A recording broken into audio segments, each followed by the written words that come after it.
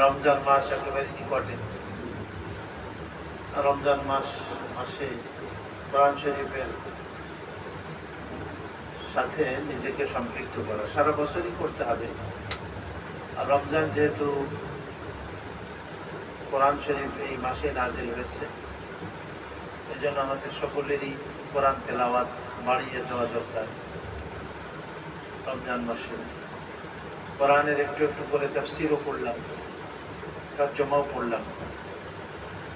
কোরআনকে জানা এবং বোঝার চেষ্টা করা যে আল্লাহ পাক আমার জন্য এই কোরআন শরীফের মধ্যে কি পায়গাম রেখেছেন, আমার জন্য কি বার্তা রেখেছেন, সেগুলি আমার জীবনে বাস্তবায়ন করা, আমলে নিয়ে আসা। এই উদ্দেশ্যে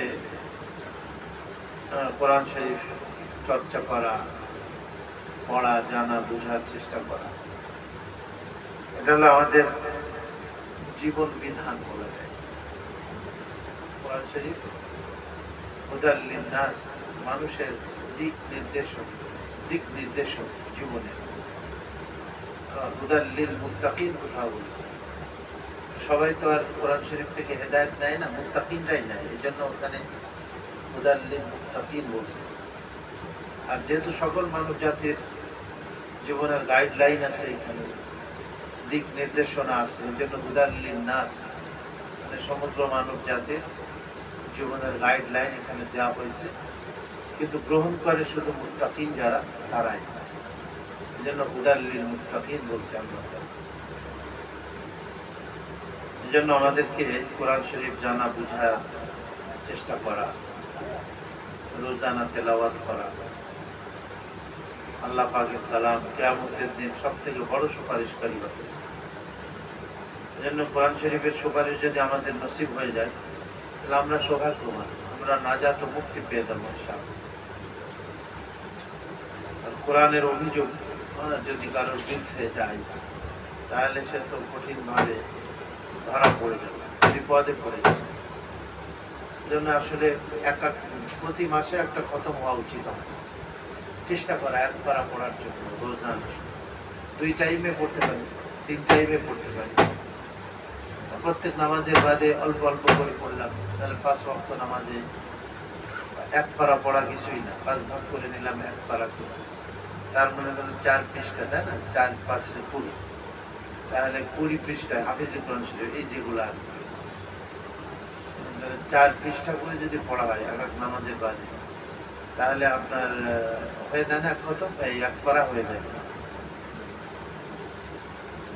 তো আমরা চেষ্টা করবো ইনশাআল্লাহ পড়ার রোজানা। আজকে তো 25 তারিখ, সব থেকে ভালো হয় যে আরবি তারিখ হিসাবে যদি তেলাওয়াত করা হয়, আরবি তারিখ হিসাবে এটা যদি, মানে আজকে 25 তারিখ না, ইংরেজি আর আরবি একসাথে, আজকে 25 পারা, 25তম পারা।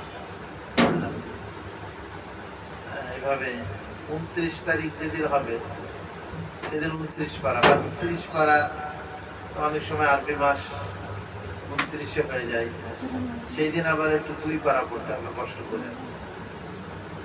আর ইংরেজি মাস হিসাবে পড়লে হয়, কিন্তু আরবি মাস যেহেতু আমাদের ইসলামী জীবনযাপনের সাথে আরবি মাসের সম্পৃক্ততাটাই বেশি, জন্য আরবি মাসের হিসাবও থাকে।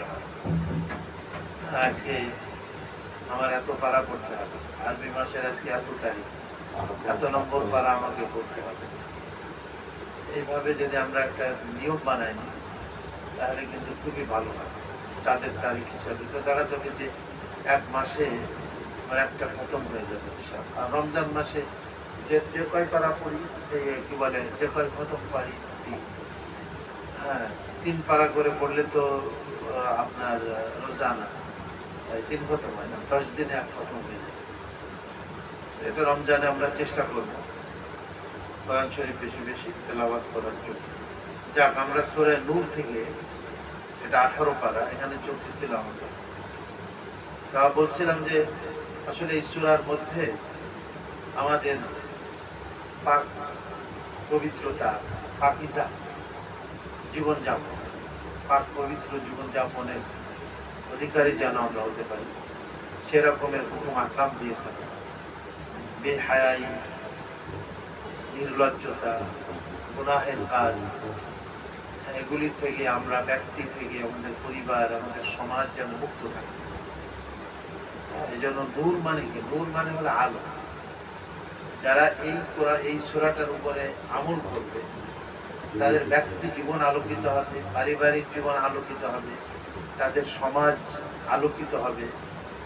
হ্যাঁ, যেহেতু এখানে সামাজিক কিছু হুকুম আহকাম আছে, পারিবারিক কিছু হুকুম আহকাম আছে, ব্যক্তি জীবনেরও কিছু হুকুম আহকাম আছে, দাম্পত্য জীবনেরও কিছু হুকুম আহকাম আল্লাহ এই সূরার মধ্যে দিয়েছে। রাষ্ট্রীয় কিছু হুকুম আহকাম দিয়েছে, হ্যাঁ, যেগুলা রাষ্ট্র আপনার এটাকে বাস্তবায়ন করে।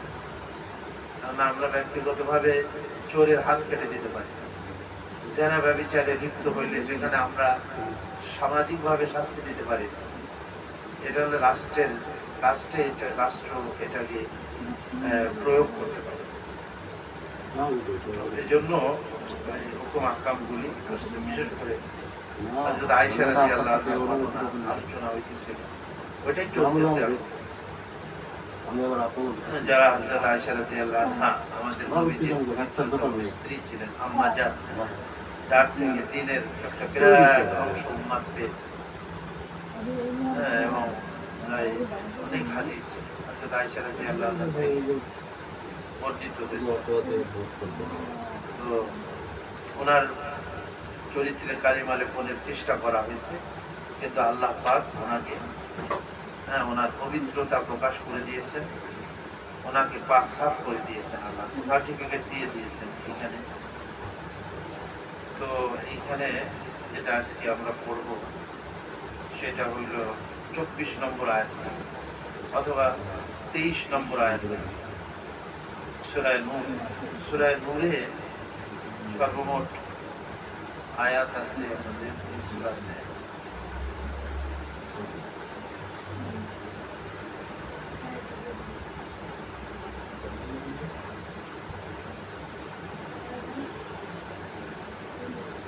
বড় সূরাটা 64টা আয়াত আছে। আজকে 2-3টা আয়াত আমরা পাঠ করার চেষ্টা করব ইনশাআল্লাহ। আউযু বিল্লাহি মিনাশ শাইতানির রাজীম। বিসমিল্লাহির রহমানির রহিম। ইন্নাল্লাযীনা ইয়ারমুনাল মুহসানাতিল গাফিলাতিল মুমিনাত লুইনু ফিদ দুনিয়া ওয়াল আখিরাহ ওয়া লাহুম আযাবুন আযীম। يوم تشهد عليهم ألسنتهم وأيديهم وأرجلهم بما كانوا يعملون يومئذ يوفيهم الله دينهم الحق ويعلمون أن الله هو الحق المبين الخبيثات للخبيثين والخبيثون للخبيثات والطيبات للطيبين والطيبون للطيبات أولئك مبرؤون مما يقولون لهم مغفرة ورزق كريم. يا أيها الذين آمنوا لا تدخلوا بيوتا غير بيوتكم حتى تستأنسوا وتسلموا على أهلها ذلكم خير لكم لعلكم تذكرون. فإن لم تجدوا فيها أحدا فلا تدخلوها حتى يؤذن لكم وإن قيل لكم ارجعوا فارجعوا هو أزكى لكم والله بما تعملون عليم. ليس عليكم جناح أن تدخلوا بيوتا غير مسكونة فيها متاع لكم والله يعلم ما تبدون وما تكتمون. صدق الله مولانا العظيم.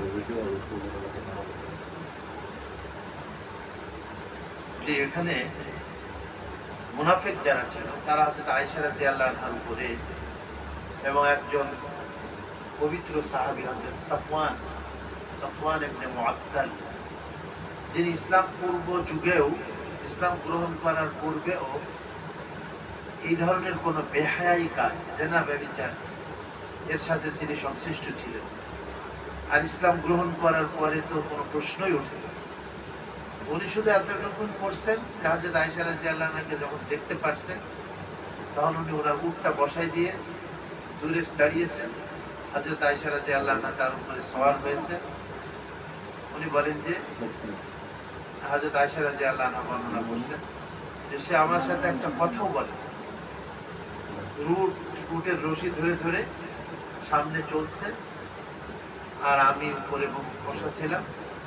আর একবার নবীজির কাফেলার সাথেই মদিনার কাছাকাছি গিয়ে মিলিত বা আমাকে পৌঁছায় দিয়েছেন নবীজির কাছে, ব্যাস এতটুকু।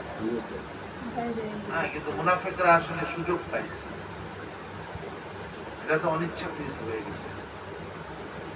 বাকি হাদিস শরীফে আসছে তোহমাতের জায়গা থেকে তুমি নিজেকে দূরে রাখো। যেখানে মানুষ অভিযোগ করতে পারে, তোহমাত দিতে পারে, সেই সমস্ত জায়গা থেকেও মুমিনকে দূরে থাকা উচিত। হয়তো আমি পাকা আছি কিন্তু মানুষ এখানে সুযোগ দিতে পারে, সেইখানে থেকেও ইমানদার কি থাকবে, দূরে থাকবে, যেন আমার দ্বারা আমাকে কোনো একটা নাজেহাল না করতে পারে। হ্যাঁ, বা খারাপ দুষ্ট যারা তারা আমার উপরে সম্ভব চাপিয়ে না দিতে পারে। যেন এই সমস্ত জায়গা থেকেও যথাসম্ভব দূরে থাকতে বলা হচ্ছে। ইত্তাকু মাওয়াজিআতুহা, হাদিসে পাবে তোহমাত লাগতে পারে তোমার উপর, অপবাদ লাগতে পারে তোমার উপর, সেই জায়গা থেকেও তুমি নিজেকে দূরে রাখো। বাকি হযরত আয়েশা রাদিয়াল্লাহু আনহা এবং হযরত সাফওয়ান ইবনে মুআত্তাল, এই যে ঘটনাটা মুনাফিকরা যে হযরত আয়েশা বা হযরত সাফওয়ানের উপরে ব্যভিচারের যে অপবাদ দিয়ে দিয়েছে, হ্যাঁ, এটা তারা একটা সুযোগ পেয়ে গিয়েছে নবীজিকে হেয় প্রতিপন্ন করা, নবীর স্ত্রী এই ধরনের দুশ্চরিত্রের অধিকারী। কিন্তু আল্লাহ তাআলা এই যে আজকে যে আয়াতটা বললাম যে পবিত্র মানুষের জন্য পবিত্র স্ত্রী, ভালো মানুষের স্ত্রীও ভালো হবে আশা করা যায়। নিয়ম এইটাই, সাদা স্বাভাবিক ভাবে হয়ে থাকে, ব্যতিক্রম অনেক সময় ঘটে দেয়। হ্যাঁ, কিন্তু আত-তাইয়্যিবাতুল লিত-তাইয়্যিবিন বলছেন আল্লাহ, পবিত্র মানুষের জন্য পবিত্র স্ত্রী। তা আমাদের নবীর থেকে পবিত্র মানুষ আর পৃথিবীতে কে হতে পারে? তো তার স্ত্রীও তো এরকম পবিত্র হবে নাকি? কোন খবিশ পৃথিবীতে কোন নবীর স্ত্রী এই রকমের হয় না, যে এই ধরনের দুশ্চরিত্র। এমনকি বলছে যে যারা ঈমানও আনে না, যে দুইজন নবীর স্ত্রী, দুইজনের ব্যাপারে বলছেন, লূত আলাইহিস সালামের স্ত্রী, নূহ আলাইহিস সালামের স্ত্রী, যদিও তারা ঈমান আনে না কিন্তু এই ধরনের দুশ্চরিত্রতার সাথে তাদের সংশ্লিষ্ট ছিল। খাবাসাত যেটাকে বলা হয়, হ্যাঁ, অর্থাৎ বেহায়াই, নির্লজ্জতা, জেনা ব্যভিচারের মতো কাজ আল্লাহ তাআলা কোনো নবীর স্ত্রীকে এরকমের বানান নাই। আল্লাহ তো বলেন হয়তো অন্য কোনো অপরাধ, হয়তো কুফরি করেছেন ওনারা, শিরকি করেছেন। নূহ আলাইহিস সালামের একজন স্ত্রী তার উপর ঈমান আনে নাই, লূত আলাইহিস সালামের স্ত্রী তার উপর ঈমান আনে নাই, তো তারা কাফেরদের অন্তর্ভুক্ত হয়ে গেছে। কিন্তু তাদের এরকম চরিত্রহীনতা, চরিত্রহীন বা চরিত্রহীনা এরকমের হন নাই তারা। আর হযরত আয়েশা রাদিয়াল্লাহু আনহা তো আমাদের নবীর স্ত্রী, তিনি তো কত ঊর্ধ্বের, মানে কত মর্যাদা সম্পন্ন, কত আখলাক এবং কত চরিত্রের উনি অধিকারী ছিলেন হযরত আয়েশা রাদিয়াল্লাহু তাআলা। হযরত আয়েশা রাদিয়াল্লাহু আনহা বলতেন মহিলাদের এই চলাফেরা, যে নবী যদি বেঁচে থাকতেন ওনার জামানায়, হযরত আয়েশা তখন বেঁচে ছিলেন, যে মহিলাদের চলাফেরা এরকম হয়ে গেছে, উনি বলতেন যে নবীজি মসজিদে মহিলাদেরকে মসজিদে যাওয়ার অনুমতি দিতেন। এই জন্য ওনার জীবনের শেষের দিকে হযরত আয়েশা রাদিয়াল্লাহু আনহা উনি এটা চাইতেন যে মহিলারা যেন মসজিদে না আসে। এটা আর একটা ফিতনা, এটা মানুষের একটা ফিতনার কারণ হয়ে যায়, পরীক্ষার মধ্যে পড়ে যায়, প্রেম প্রীতির মধ্যে জড়াই যায় মানুষ এখানে এসে। এই জন্য এই জিনিসও ঠিক না। মহিলাদের জন্য সর্বশ্রেষ্ঠ নামাজ হলো তাদের ঘরের মধ্যে। তো যাক, তো যারা নাকি আল্লাহ বলছে ইন্নাল্লাযীনা ইয়ারমুনাল মুহসানাত, মুহসানাত মানে হলো পবিত্র যারা, যে সমস্ত মানুষ মুনাফিক যারা, বিশেষ করে তারা পবিত্র নারীদের উপরে অপবাদ দেয়। আল গাফেলাত, গাফেলাত মানে হলো গুনাহের থেকে যারা নিজেকে দূরে রাখে, গাফেল। এ ব্যাপারে গাফেল মানে কি বলা যায় যে মানে এ ব্যাপারে তাদের কোনো ইয়ে নাই, সচেতনতা নাই। এই সমস্ত বেহায়াই কাজের ব্যাপারে তারা কখনো এই বেহায়াই কাজের ভিতরে নিজেকে সংশ্লিষ্ট করে না, বরঞ্চ তার থেকে দূরে থাকে, গাফেল থাকে তার থেকে। গাফেল শব্দের অর্থ হলো অলস, অলস। এখানে অলস না অর্থটা, বরঞ্চ নিজেদেরকে এই সমস্ত কাজ থেকে বাঁচিয়ে রাখে। গাফেল মানে হলো তাই, বেহায়াইর কাজ থেকে যারা নিজেদেরকে বাঁচিয়ে রাখে। এবং মুহসানাত মানে যারা পবিত্র নারী, এবং যারা গাফেল এই সমস্ত গুনাহের কর্মতৎপরতা থেকে। আরেকটা বলছে ওয়াল মুমিনাত, এবং যারা মুমিন নারী, যারা পাক, গাফেল এই সমস্ত খারাপ কাজ থেকে, এবং ইমানদার নারী। এই তিন প্রকারের কথা বলছে, তিন গুণের অধিকারী। হযরত আয়েশা রাদিয়াল্লাহু আনহার মধ্যে এই তিনটা গুণই একেবারে সর্বোচ্চ পর্যায়ে ছিল। তো যারা এই ধরনের নারীদের উপরে তোহমাত দিবে বা অপবাদ লাগাবে, লুইনু ফিদ দুনিয়া ওয়াল আখিরা, আল্লাহ তাদের দুনিয়াতেও তাদের উপরে আল্লাহর লানত, অভিশাপ, আল্লাহর অভিশাপ তাদের উপরে, দুনিয়াতে ওয়াফিল আখিরা, এবং আখিরাতে। এই জন্য ভালো মানুষকে কখনো, পুরুষ হোক বা নারী হোক, তার উপরে কোনো না জেনে শুনে একটা জিনিস সে তার উপরে আরোপ করে দিলাম আমি, যে সে এই ধরনের কাজ করেছে, এই ধরনের দোষ করেছে, এই ধরনের গুনাহ করেছে, অপবাদ বলে। অপবাদ দেওয়া গুনাহে কবিরা। অপবাদ দেওয়া কি? গুনাহে কবিরা। আজকে দেখেন এই যে মোবাইলের মধ্যে একটা জিনিস মানুষ জানতে পারে, যাচাই বাছাই না করে এটাকে অন্যের কাছে ভাইরাল করে দেয়, না কি করে দেয় যেন বলে, অন্যের কাছে এটাকে পাঠায় দেওয়া। একটা ব্যক্তি সম্বন্ধে আমি একটা বিষয় জানলাম বা আমার মোবাইলে আসছে হয়তো, তা আমি সেটা আমার মোবাইলে আরো যত মানুষের কানেকশন আছে, আছে, আমার সাথে সম্পৃক্ত আছে, সবাইকে আমি কি বলে এটা শেয়ার করে দিচ্ছি। সবাইকে আমি এই জিনিসটা শেয়ার করে দিলাম, যে জানলাম আমি সন্দেহের বশীভূত হই, কিন্তু জিনিসটা আমি যাচাই বাছাই করলাম। তাহলে এটা আমাদের জন্য কত বড় গুনাহের কাজ না এটা?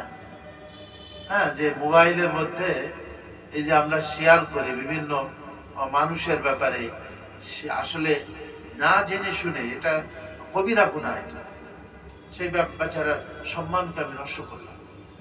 আর মহিলা হইলে তো আল্লাহ এখানে বলছেনই যে যারা, যে সমস্ত নারী পবিত্র, যে সমস্ত নারী তারা এই সমস্ত গুনাহের কাজ থেকে গাফেল, দূরে, যে সমস্ত নারী ইমানদার, তাদের ব্যাপারে যারা এই ধরনের অপবাদ দিবে, যেমন মুনাফিকরা হযরত আয়েশা রাদিয়াল্লাহু আনহার ব্যাপারে দিয়েছে, তাদের দুনিয়াতেও তাদের উপরে আল্লাহর লানত বা অভিশাপ, আর পরকাল আখিরাতেও তাদের লুইনু ফিদ দুনিয়া ওয়াল আখিরা, দুনিয়াতেও তাদের উপরে আল্লাহর অভিশাপ বর্ষিত হবে, আর পরকাল আখিরাতেও আল্লাহর রহমত থেকে তারা দূরে। জান্নাতে যাওয়া তো দূরে থাকে, আল্লাহর রহমত থেকে তারা দূরে। এই জন্য এই মুনাফিক যে ছিল আব্দুল্লাহ ইবনে উবাই ইবনে সালুল, মুনাফিকদের সরদার ছিল, এই ঘটনাকে ক্রিয়েট করেছে, সৃষ্টি করেছে হযরত আয়েশা রাদিয়াল্লাহু আনহার উপর অপবাদ দেওয়ার, যে এই ছিল মাস্টার মাইন্ড। এবং বাকি আরো কিছু লোকজন ওর সাথে আপনার যোগ হয়েছিল।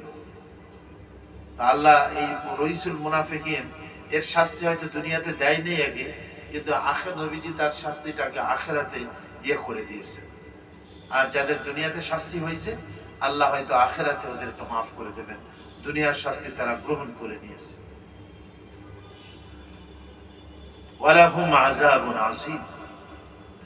আর আরো কড়া দেখেন, একটা হলো তাদের উপরে লানত দুনিয়া এবং আখিরাতে, আর দ্বিতীয় ওয়ালাহুম আযাবুন আযীম, আর তাদের জন্য কঠিন আযাব মানে শাস্তি, জাহান্নামের কঠিন শাস্তি।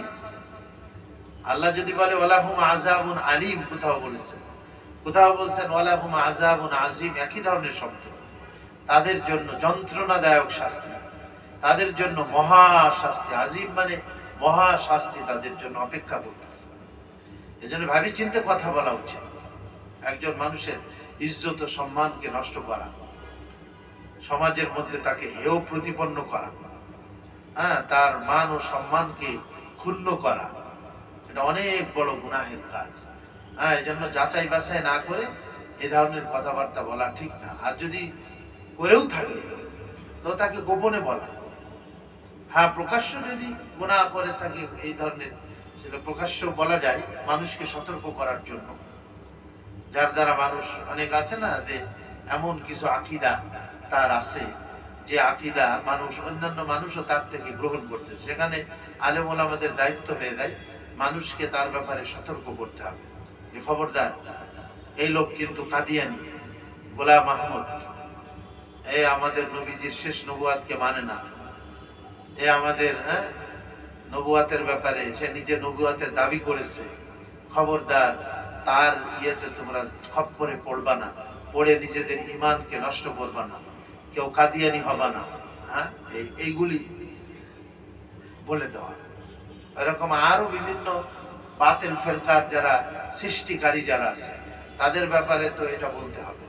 দ্বীনি বিষয় যেগুলি আছে, মানুষের ঈমান আকীদা নষ্ট হয় যে সমস্ত, আর যদি শুধু তার মধ্যে সীমিত থাকে তাহলে তাকে সংশোধনের জন্য গোপনে সেটা তাকে বলা।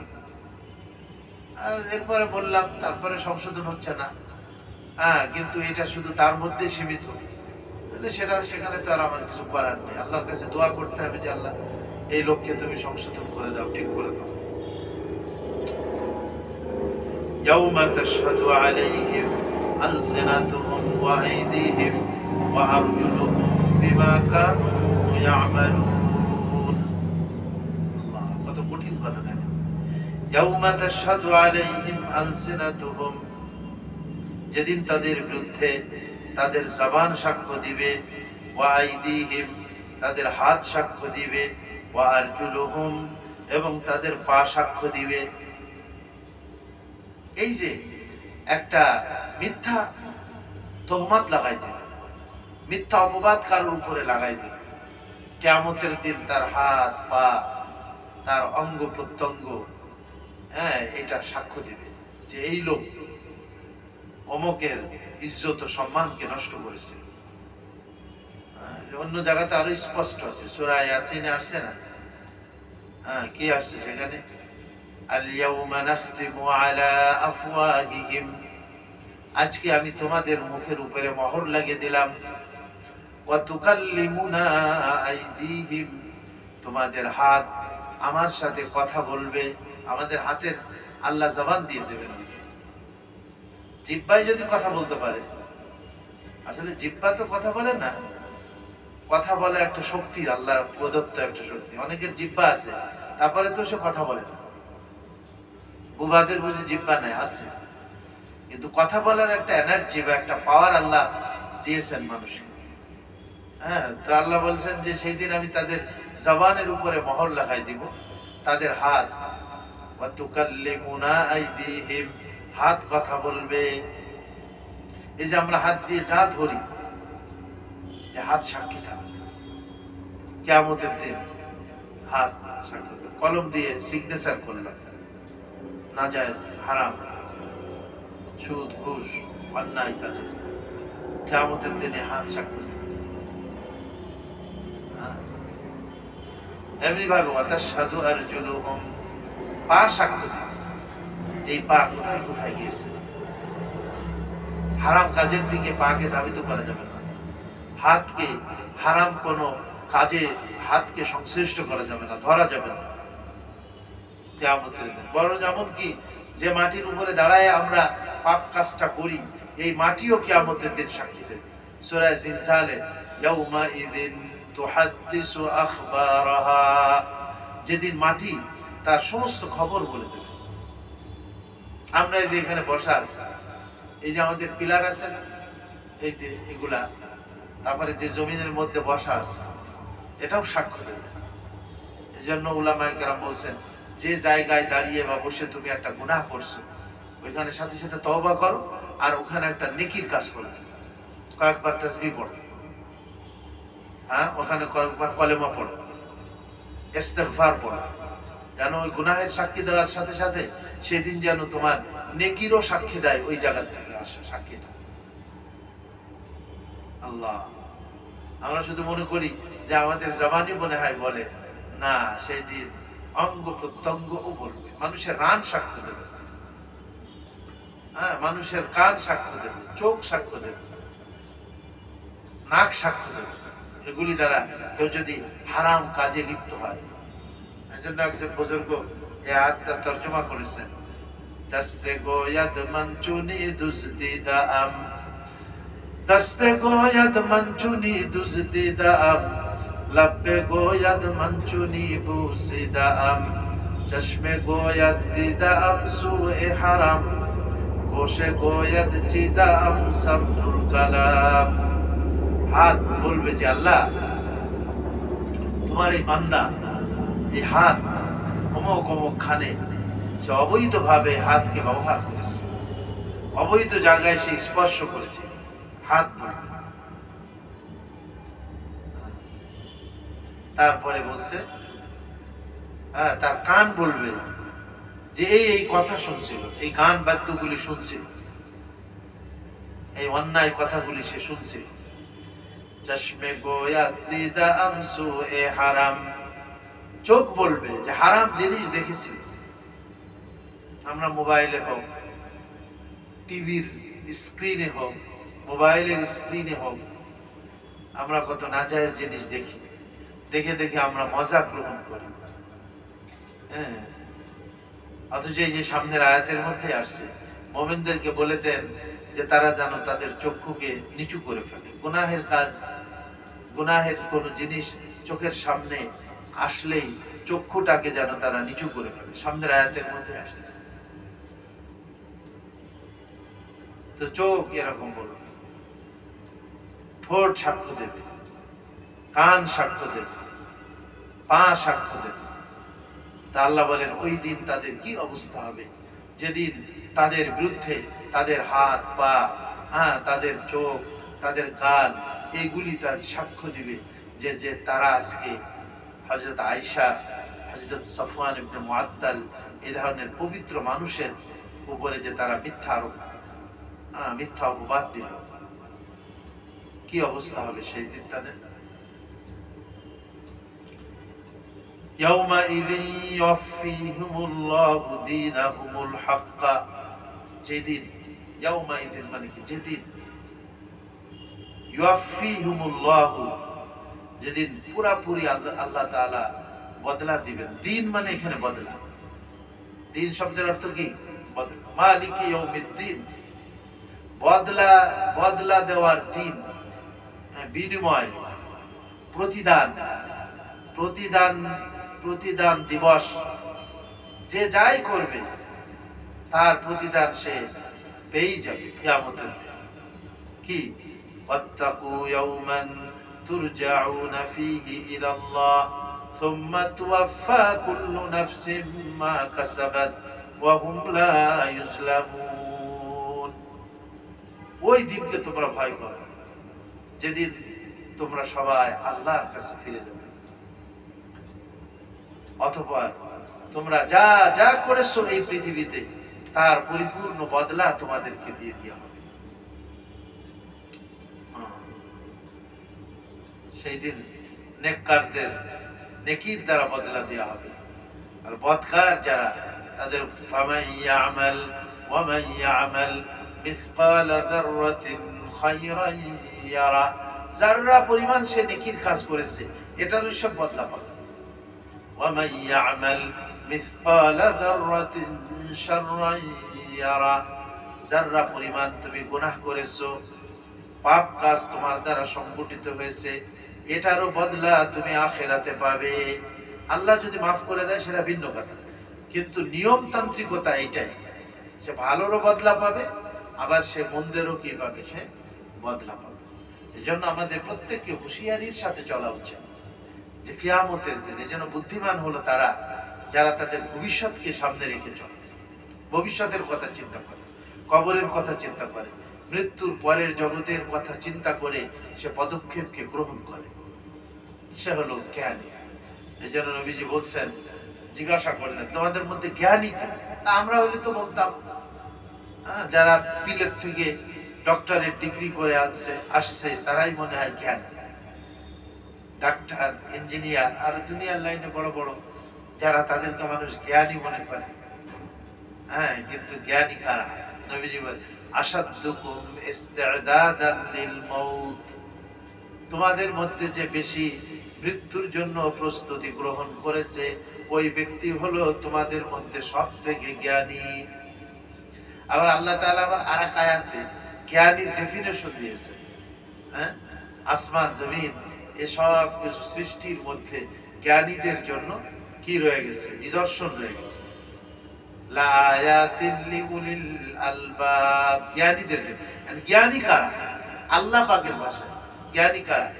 আল্লাযীনা ইয়াযকুরুনাল্লাহা কিয়ামান ওয়া কুউদান ওয়া আলা জুনুবিহিম, যারা আল্লাহকে স্মরণ করে দাঁড়িয়ে, বসে, শয়নে, 24 ঘন্টা সর্ব অবস্থায় আল্লাহর কথা স্মরণ রাখে, আল্লাহর হুকুমকে স্মরণ রাখে। দাঁড়িয়ে, বসে, শুয়ে, সর্ব অবস্থায় আল্লাহর হুকুমকে স্মরণ রাখে। ওয়ায়াতাফাক্কারুনা ফি খালকিস সামাওয়াতি ওয়াল আরদ, আসমান এবং জমিনের সৃষ্টির মধ্যে তারা চিন্তা করে,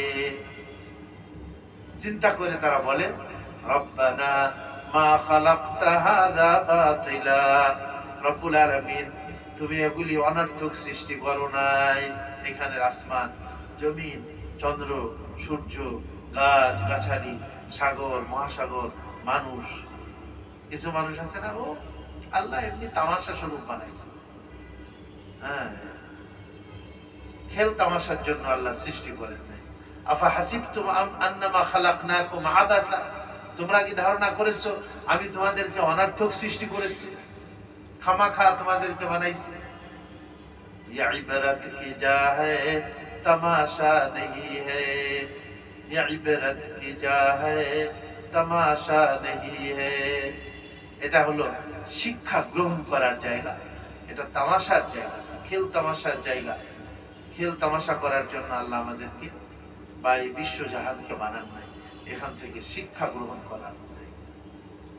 যারা শিক্ষা নেয় যে আল্লাহ এই বিশাল জাহানকে, বিশ্ব জাহানে যা কিছুই সৃষ্টি করেছো সব তুমি একটা উদ্দেশ্য পূর্ণভাবে সৃষ্টি করেছো, এক উদ্দেশ্যে এগুলিকে তুমি সৃষ্টি করেছো, সেটা হলো এগুলি দেখে যেন আমরা তোমার উপরে ঈমান আনতে পারি, আমরা তোমার সাথে সম্পৃক্ত।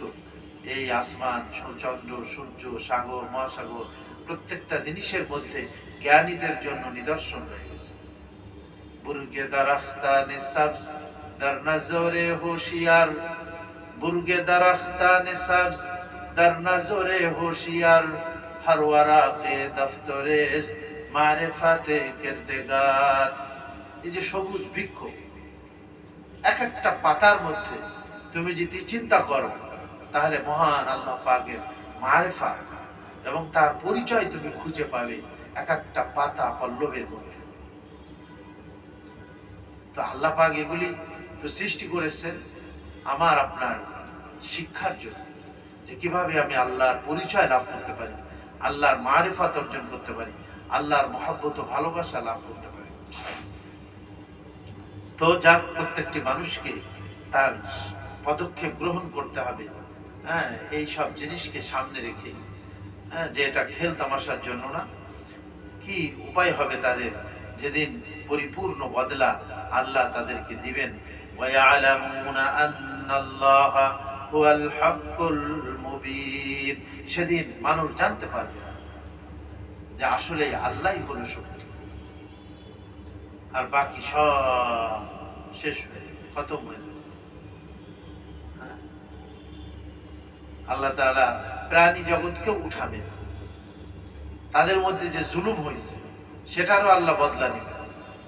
শিংওয়ালা বকরি যে আঘাত করছিল দুনিয়াতে, শিং ছাড়া বকরিকে, তা আল্লাহ তাআলা ময়দানে হাসরে ওই শিং ছাড়া বকরিকে শিং দিবেন এবং বলবেন যে তুমি এর বদলা নাও। জীব জানোয়ারের মধ্যে হবে।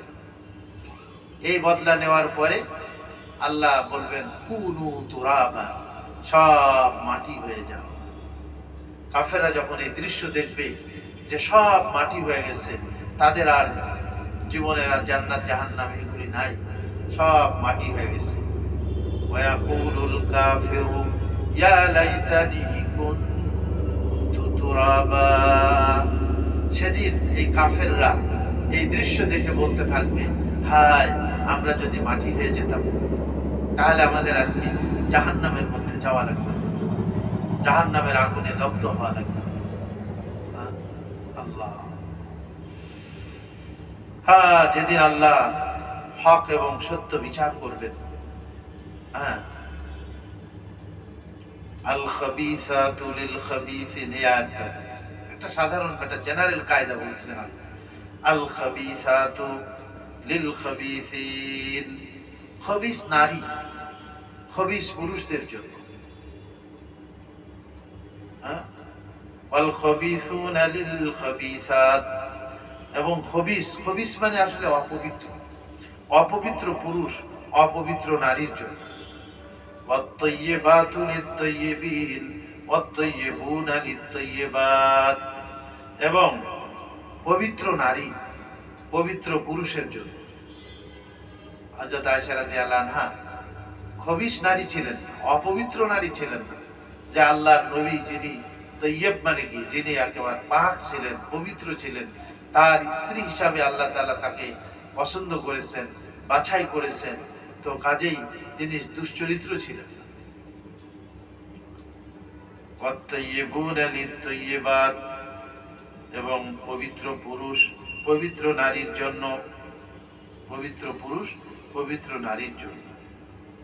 অথবা কেউ কেউ এর অর্থ এটাও করেছেন, খারাপ আকীদা, কুফরি আকীদা, শিরকি আকীদা, আকীদার দিক দিয়ে, আখলাকের দিক দিয়ে, আমালের দিক দিয়ে, খবিস আকীদা, খবিস আখলাক এবং খবিস আমাল, কাজকর্ম, এগুলো হলো খবিস মানুষের জন্যই সাজে। যারা অপবিত্র মানুষ তারাই অপবিত্র আকীদা পোষণ করে, অপবিত্র চরিত্র ধারণ করে, এবং তারাই বাদ আমল, মানে কুকর্ম তারাই করে, যারা খারাপ মানুষ। ঠিক ওরকম ওয়াত-তাইয়্যিবাতু লিত-তাইয়্যিবিন, পবিত্র আকীদা, ঈমানের আকীদা, আল্লাহর তাওহীদের আকীদা, রিসালাতের আকীদা, আখিরাতের আকীদা, উত্তম আকীদা ও বিশ্বাস, এবং উত্তম আখলাক এবং উত্তম আমল, এগুলি কারা পোষণ করে? আত-তাইয়্যিবুন, আত-তাইয়্যিবাতু লিত-তাইয়্যিবিন, যারা ভালো মানুষ তারাই এগুলি পোষণ করে। ভালো আকীদা, ভালো ঈমান এবং ভালো আমল, ভালো আখলাক, এগুলি ভালো মানুষের জন্যই সাজে। এই যে ভালো মানুষ যারা, উলাইকা মুবাররাউনা মিম্মা ইয়াকুলুন, এরা হলো কি মুবাররাউনা, মুবাররাউনা মানে পবিত্র, পাক, তারা মুক্ত। মুবাররাউনা, এই বারাআত শব্দ থেকে শব্দটা আসছে, বারাআত, বারাআত মানে মুক্ত, গুনাহ থেকে মুক্ত। লাইলাতুল বারাআত মানে মুক্তির রাত। তো এরা হলো মুক্ত মিম্মা ইয়াকুলুন, ওই যে খবিশ মুনাফিকরা যে সমস্ত বিষয়গুলি বলে, এরা তার থেকে মুক্ত, যার মধ্যে হযরত আয়েশা রাদিয়াল্লাহু আনহা এবং যার মধ্যে হযরত সাফওয়ান ইবনে মুআত্তাল রাদিয়াল্লাহু তাআলা আনহু, আল্লাহর নবীর বিশিষ্ট সাহাবী, আল্লাহর নবীর অন্যতম স্ত্রী, পবিত্রতম স্ত্রী, এরা এই সমস্ত বাজে কাজের মধ্যে লিপ্ত হবে? এটা হইতেই পারে না। আল্লাহ বলেন উলাইকা মুবাররাউনা, তারা পবিত্র, মিম্মা ইয়াকুলুন, ওই মুনাফিকরা যা বলে তার থেকে, মুনাফিকরা যে ঘটনা রটাইছে তার থেকে এরা কিন্তু পবিত্র। আল্লাহ সার্টিফিকেট দিয়েছে, লাহুম মাগফিরাতুন, তাদের জন্য ক্ষমা, তাদের জন্য আল্লাহ ক্ষমা আগের থেকেই ঘোষণা করে দিয়েছে। তা না হলে উনি বলেন যে আমার যে বৈশিষ্ট্য সমূহ ছিল তার মধ্যে একটা ছিল যে নবীজি আলাইহিস সালামকে আমার বিবাহের পূর্বেই রেশমের একটা রুমালের মধ্যে স্বপ্নের মধ্যে আমাকে নবীজির সামনে দেখানো হয়েছে, বিবাহের পূর্বে। হযরত আয়েশা রাদিয়াল্লাহু আনহা উনি ফখর করে বলতেন। তো তাদের জন্য রয়েছে ক্ষমা, রিজকুন কারীম, সম্মানের রিজিক, সম্মানের রিজিক আল্লাহ তাদের জন্য রেখেছে। অসম্মানের রিজিক না, সম্মানের রিজিক আল্লাহ তাআলা তাদের জন্য রেখে দিয়েছে। তারপরে দেখেন এখানে তো ওই পর্যন্ত শেষ হয়ে গেছে। হযরত আয়েশা রাদিয়াল্লাহু আনহা এবং হযরত সাফওয়ান রাদিয়াল্লাহু আনহু, যাদের ব্যাপারে মুনাফিকরা এই ধরনের কলঙ্ক তাদের চরিত্রে লেপনের চেষ্টা করছিল, আল্লাহ তাআলা ওনাদেরকে একেবারে পাক সাফ করে তাদের পবিত্রতাকে প্রকাশ করে দিলেন আল্লাহ তাআলা। এবং মুনাফিকরা যে মিথ্যাবাদী এটাও আল্লাহ তাআলা স্পষ্ট করে বলে দিলেন। হ্যাঁ, এবং নবীর সাহাবী এবং নবীর স্ত্রী ওনারা যে পবিত্র এটা স্পষ্ট করে বলে দিলেন। এখন সমাজের মধ্যে যেন এই ধরনের বেহায়াই কার্যকলাপ, এই খারাপ জিনিসের প্রচলন সমাজের মধ্যে যেন না ঘটে, এর জন্য আল্লাহ তাবারক ওয়া তাআলা কিছু আপনার হুকুম আহকাম দিয়েছেন আমাদেরকে, যে সমস্ত হুকুম আহকাম পালন করলে সেই সমাজের লোকেরা তারা এই গুনাহের থেকে, বিশেষ করে নির্লজ্জতা, বেহায়াই কর্মকাণ্ড থেকে তারা নিজেকে মুক্ত রাখতে পারে। তার মধ্যে অন্যতম হলো কারোর ঘর বাড়িতে প্রবেশ করতে গেলে সেখানে অনুমতি নেওয়া। সেখানে কি নেওয়া? অনুমতি ছাড়া ঘরের মধ্যে প্রবেশ করলে ঘরের মধ্যে মহিলারা থাকে, তাদের দিকে দৃষ্টি নিক্ষেপ হতে পারে, তাদের দিকে দৃষ্টি পড়ে যেতে পারে তাদের দিকে। আর ইজাজত যদি নিয়ে দেয় তাহলে এটা ঘরওয়ালাদের জন্য সেফ, এর জন্য সেফ। ইজাজত নেওয়ার কথা আল্লাহ তাআলা এখানে বলেছে। তো ঘর কয়েক প্রকারের আছে। একটা ধরেন যেখানে শুধু নিজের স্ত্রী থাকে আর কেউ থাকে না, সেই ধরনের ঘর যদি হয় তাহলে সেখানে আসলে কি বলে ইজাজত নেওয়া জরুরি না, ইজাজত ছাড়াও যাইতে পারে নিজের স্ত্রী যেহেতু। কিন্তু তারপরেও সাহাবায়ে কেরামের আমল ছিল বা আমাদের নবীজির আমল ছিল যে সেইখানে ইজাজত নিতেন, অথবা এমন কোনো শব্দ করতেন যাতে বোঝা যায় যে আমার স্বামী ঘরে প্রবেশ করতেছে।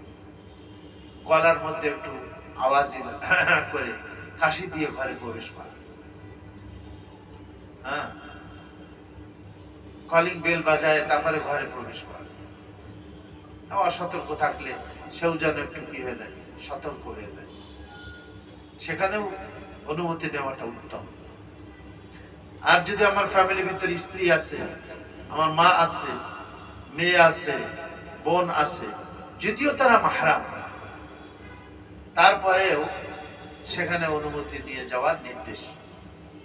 একজন সাহাবী নবীজি আলাইহিস সালামের কাছে জিজ্ঞেস করলেন যে ইয়া রাসূলুল্লাহ, আমার ঘরে আমার মা বোন তারাও থাকে, আমার স্ত্রীও থাকে, তো সেখানে প্রবেশ করতে গেলে কি আমার অনুমতি নিতে হবে?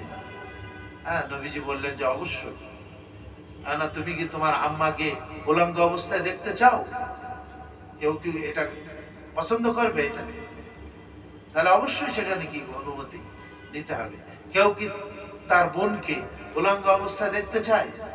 মানুষ অনেক সময় ঘুম টুম থাকতে পারে, কাপড় টাপড় শরীর থেকে আলাদা আলাদা হয়ে যেতে পারে।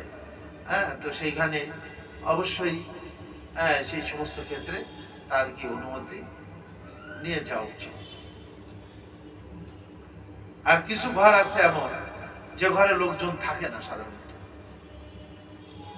সেখানে অনুমতি নেওয়ার প্রয়োজন হয় না। সে সমস্ত জায়গার মধ্যে মুসাফির খানা, পথিকদের জন্য একটা ঘর বানাইছে, খালি ঘর, যে ওই রাস্তা দিয়ে যাবে সে ওখানে অবস্থান করতে পারবে। ওইখানে কোনো ইজাজত নেওয়ার কি নাই, কোনো প্রয়োজন নাই। তারপরে ধরেন কোনো সাধারণ মানুষ যেখানে প্রবেশ করার অনুমতি আগের থেকেই দেওয়া আছে, সে ধরনের জায়গাতেও ইজাজত নেওয়ার প্রয়োজন। হ্যাঁ, যদি সেখানে কোনো লেখা থাকে বিনা অনুমতিতে প্রবেশ নিষেধ, এই ধরনের কোনো শব্দ বা এই ধরনের ইশারা ইঙ্গিত যদি থাকে যে না এখানে প্রবেশ করতে গেলে অবশ্যই অনুমতি দিতে হবে, তাহলে সেখানে অনুমতি ছাড়া প্রবেশ কি নাই, জায়েজ নাই। অথবা একটা জায়গা পর্যন্ত আমি হয়তো যেতে পারি অনুমতি ছাড়া, কিন্তু তারপরে গিয়ে সেখানে লেখা আছে বিনা ইজাজতে বা অনুমতি ছাড়া ভিতরে প্রবেশ নিষেধ, তাহলে সেখানেও আপনার অনুমতি ছাড়া কি যাওয়া যাবে না। যে পর্যন্ত যাওয়া যায় সেখানে যাওয়া যাবে না, জায়েজ না।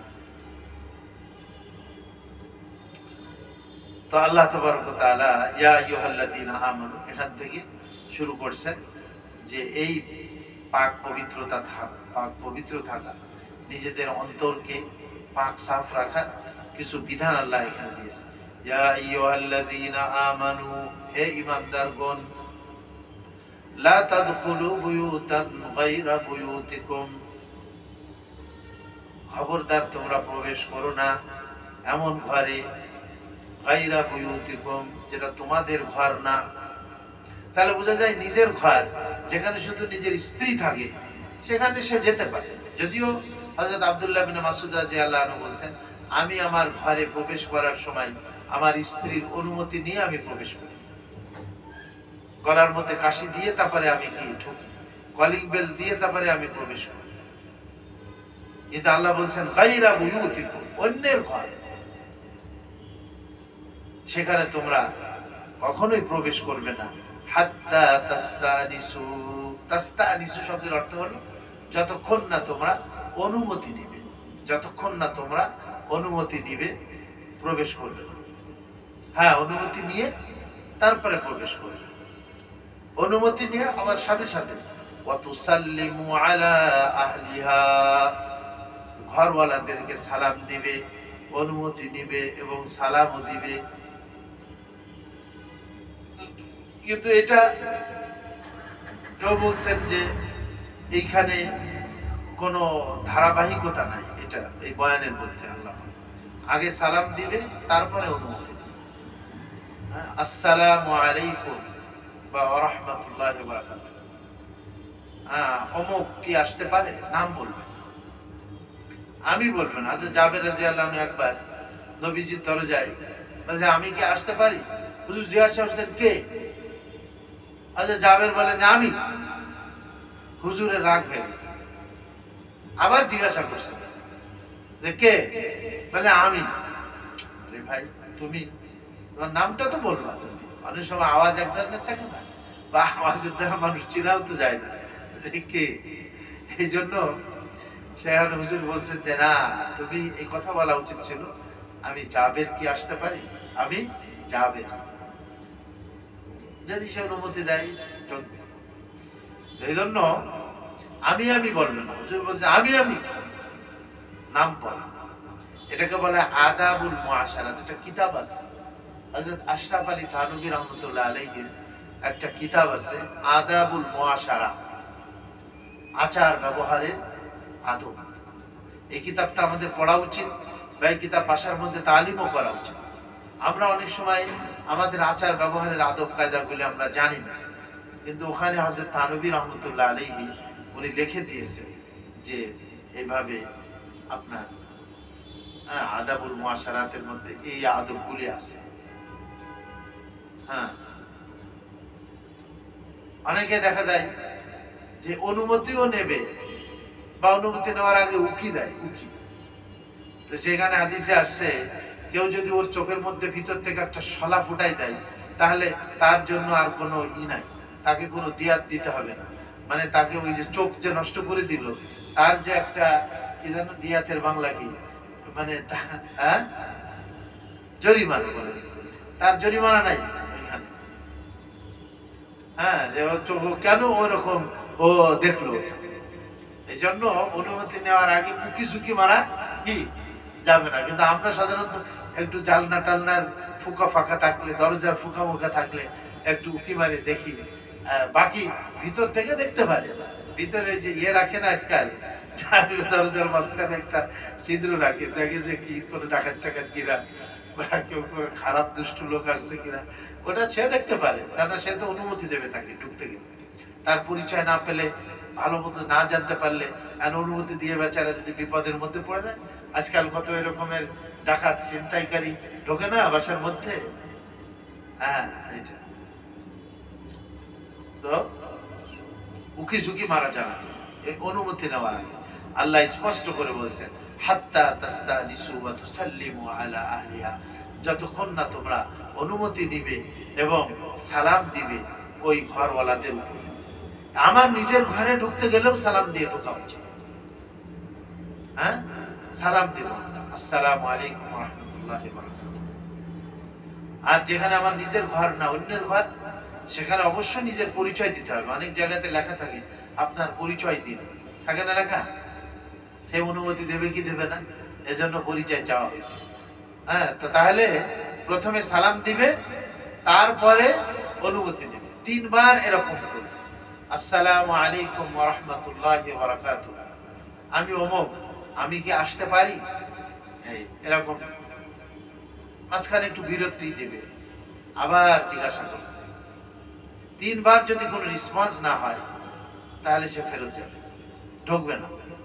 অথবা ভিতর থেকে যদি এই ধরনের বলে যে ভাই আমি এখন একটু ব্যস্ত আছি, একটু পরে আসলে ভালো হয়, হ্যাঁ, বা আপনি পরে আসেন, আপনার সঙ্গে পরে কথা বলবো, আমি একটু ব্যস্ত আছি। তা আল্লাহ এটা বলে দিয়েছেন, এই ধরনের কাউকে যদি ফেরত দেওয়া হয়, তাহলে সে যেন নারাজ না হয়। সে যেন কি নারাজ, অসন্তুষ্ট যেন সে না হয়, সে যেন খুশি মনে ফেরত চায়, যে আলহামদুলিল্লাহ আমি একটা আল্লাহর হুকুম বাস্তবায়ন করার হিসাবেই হ্যাঁ আমি আমল করছি, আমাকে এখন ফেরত যাইতে বলতেছে, আলহামদুলিল্লাহ আমি পরে আসবো। বেচারাকে মজবুর মনে করে যে নিশ্চয়ই তার এমন কোন ওজোর আছে, যে ওজোরের কারণে সে অনুমতি দিতে পারে না আমল করে। কিন্তু আমরা সাধারণভাবে অনেক সময় মনক্ষুণ্ণ হয়ে যায়, যে বেচারার বাড়িতে গেলাম, এই যে আসে না রাজনৈতিক কে কারে ঢুকতে দেয়নি বলে বাড়িতে, এই নিয়ে কত কাহিনী, যে তার বাড়িতে গেলাম, সে আমাকে কি করলো না, ঢুকতে দিল না। আরে ভাই, বাড়ির মালিক সে, তোমাকে যদি ঢুকতে না দেয় তো তুমি মনক্ষুণ্ণ হবে কেন? তুমি চলে আসো, ফেরত চলে আসো। 3 বার অনুমতি চাও। 3 বার অনুমতি না আসলে, ভিতর থেকে সাড়া না আসলে, কলিং বেল তো বাজাইতেই থাকি আমরা, কি? তারপরে দেখেন টেলিফোন, আরে ভাই ধরে নাই, তুমি 5 মিনিট অপেক্ষা করে আরেকবার দাও, বেচারা নামাজে থাকতে পারে। একবার বাজছে, সে ধরে নাই, আবার সাথে সাথে করি। কেন সাথে সাথে কেন করবো? 5 মিনিট একটু অপেক্ষা করে আবার দ্বিতীয়বার কি দিই আমি, কি কয় ওরে, কি দেওয়া কয় না, কি কি কয়, কি করা, হ্যাঁ হ্যাঁ ডায়াল করি না, কি কয়, হ্যাঁ তাকে নক করি, তারপরে যদি সে ধরে আলহামদুলিল্লাহ। কিন্তু আমরা গুতাইতেই থাকি বারবার বারবার, নামাজের মধ্যে বাঁচতেই আছে, বাঁচতেই আছে, বাঁচতেই আছে। এটা খেয়ালও করি না যে বেচারা নামাজে থাকতে পারে, বা নামাজের টাইম টেবিল খেয়াল করে তারপরে তো করা উচিত আমাদের, কি বলে, এটা খেয়াল করা উচিত না? একটা মানুষ ঘুমে থাকতে পারে, ঘুমের সময়। এই জন্য আমরা যার কাছে টেলিফোন করব বা মোবাইল করব, তার পরিস্থিতি বুঝে, সময় ইত্যাদি বুঝে তারপরে ফোন করা উচিত। একবার ফোন করার পরে 5 মিনিট অপেক্ষা করে তারপরে দ্বিতীয়বার করা। যেহেতু ভাত খাইতেছে বেচারা, অন্য কোনো জরুরি কাজ আছে, হ্যাঁ, সে হয়তো ধরতে পারতেছে না, তো 5 মিনিট পরে সে ধরতে পারে। হ্যাঁ, 3 বার করে, 3 বার করলাম এরকম, 5 মিনিট গ্যাপ দিয়ে দিয়ে, তারপরে যদি না ধরে, নাই দরকার নেই, এই শেষ। ও এটা না, ও ও রমজান তো আগামী সপ্তাহে, তা আমাদের মঙ্গলবার আমরা এই প্রোগ্রামটা করতাম। তো রমজানে আমরা চিন্তা করছি প্রতিদিনই আমরা কোরআন শরীফ থেকে একটু আলোচনা করবো তারাবির আগে, যেটা পড়া হবে ওইটার ব্যাপারে আমরা সারসংক্ষেপ কিছু হয়তো আলোচনা করলাম, যতটুকু পারলাম আর কি। এই 10 থেকে 15 মিনিট নামাজের আগে, যদি 8:15 হয় জামাত, তাহলে 8টার থেকে শুরু করলাম আর কি। 8:15 যদি 8:45 হয়তো আজান হবে, তখন 15 মিনিট মানুষ সুন্নাত পড়লো, আর 15 মিনিট আমরা এটা আলোচনা করলাম কোরআন শরীফ থেকে। এটা রমজানে। কিন্তু মঙ্গলবারে তো আমাদের এই তারাবি থাকবে। তো মঙ্গলবারে তো রমজানের মধ্যে সাপ্তাহিক এই তাফসীরের মাহফিল যেটা আমাদের হয়ে থাকে, এটা স্থগিত থাকবে।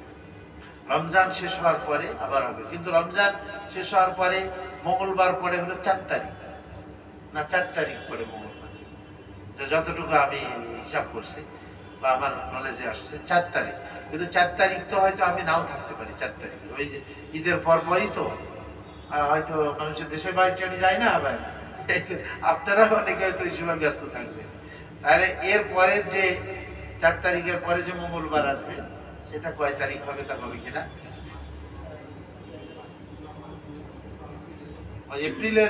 এপ্রিলের 4 তারিখ না মঙ্গলবার, দেখেন না এপ্রিলের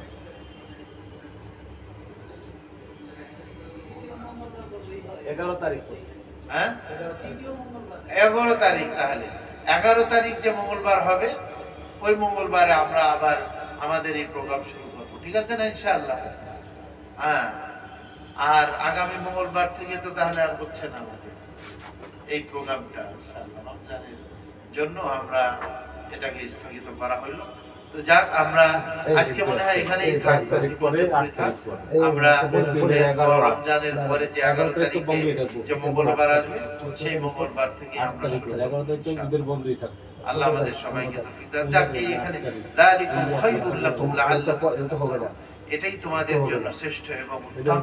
এইভাবে অনুমতি দিয়ে প্রবেশ করা, লাআল্লাকুম তাযাক্কারুন, যাতে তোমরা উপদেশ গ্রহণ করতে পারো। আল্লাহ এই উপদেশ দিয়েছেন তোমাদেরকে, যেন তোমরা এই উপদেশ গ্রহণ করতে পারো।